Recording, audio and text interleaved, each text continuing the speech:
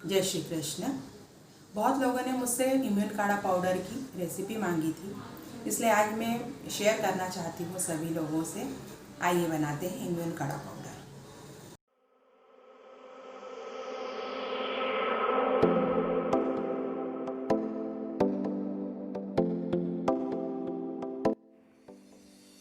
सौंफ, जीरा, काली मिर्ची, अजवाइन, पिपली, अरड़, लौंग, दालचीनी, सूखी तुलसी के पत्ते,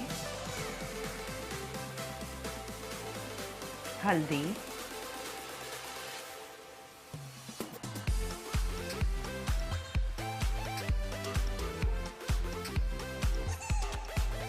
मुलेठी,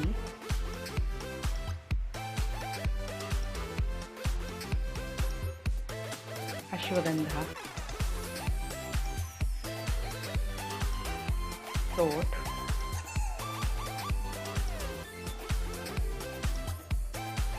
गिलोय,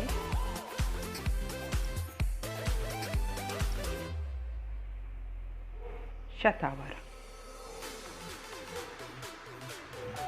इन सबको अच्छे से मिक्सर में पीस लें।